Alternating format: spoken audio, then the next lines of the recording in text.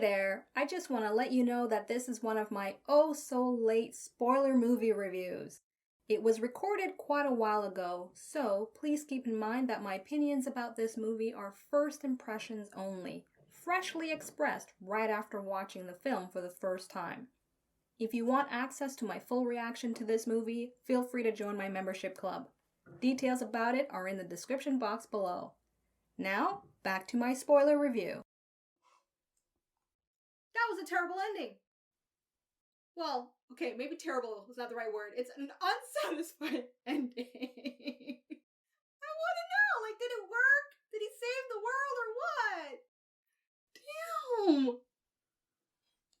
Damn. Okay, well, I'm gonna try to see what I can work out in my mind right now as a review. I already know so many of the things that I love, and really the main thing I'm not loving in this moment is the end.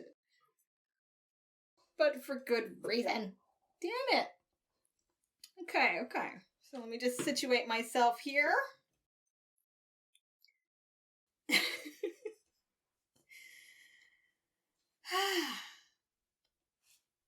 Right off the bat, I can tell you, this is a keeper. This is a favorite for 2021. Good movie.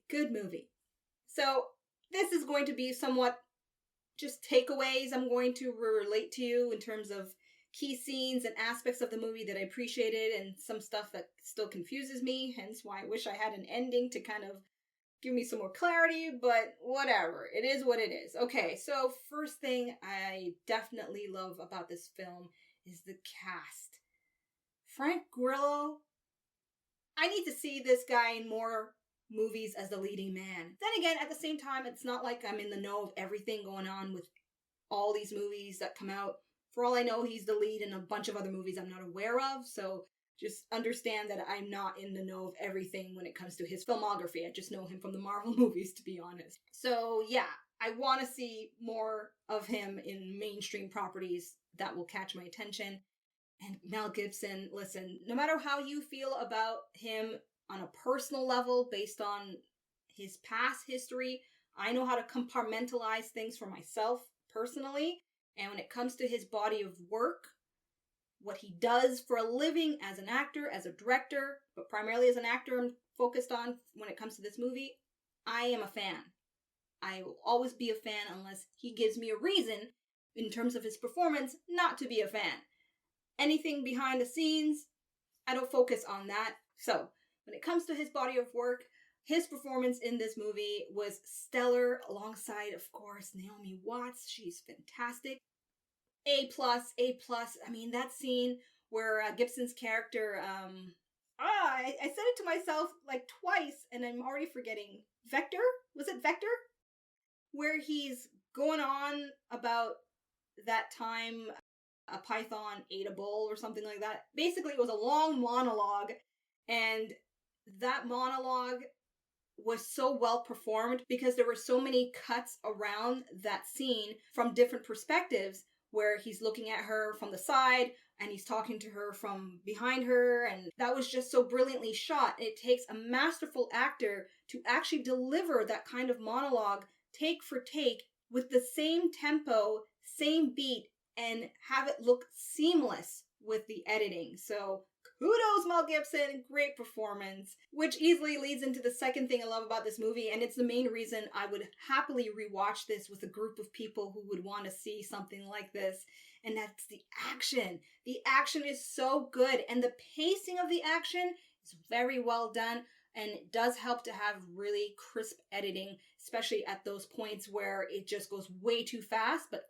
fast enough for me to still kind of have an idea what just happened, but I may have missed it. I may have to rewind it and double check on certain things, but not that much. Because there are some movies where, although there's a lot of action and things are moving so fast, for me personally, it somewhat forces me sometimes to have to stop and actually go back because it just goes too fast. But this movie nails the pacing with the action perfectly.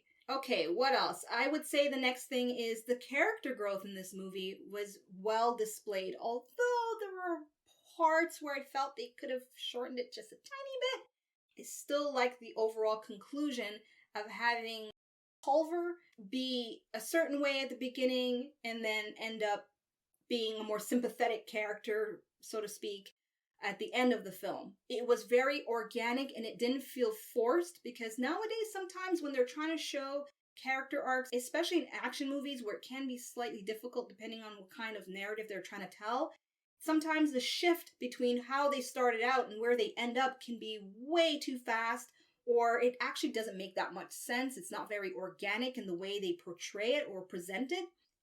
Anyway, those are the main key takeaways from this film. Now, when it comes to the main gripes, it really is the ending. I know some movies nowadays, they want to leave the ending to your imagination. You're supposed to try to figure out what likely happened to him. But to end it off with him just going into the machine and we see, the twinkle in his eye or whatever, and it fades to black, I don't know. I don't know what to make of that. I think that's a little silly. I don't know. Unless I missed something. I'd have to rewind the movie and find out if I missed something. Because that ending is just... it's too abrupt. It's too abrupt. At the very minimum, I would have at least appreciated to see, if he wakes up to a different type of world. Or because it was a theory that she had, maybe the loop doesn't break at all and it actually continues. And it's like a tragic ending,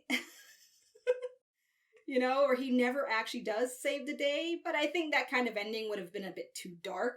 Either way, I would have just preferred a little bit more of an ending than what I got in this movie. So that's the only gripe I have. So there you have it. Those are my thoughts about Boss Level.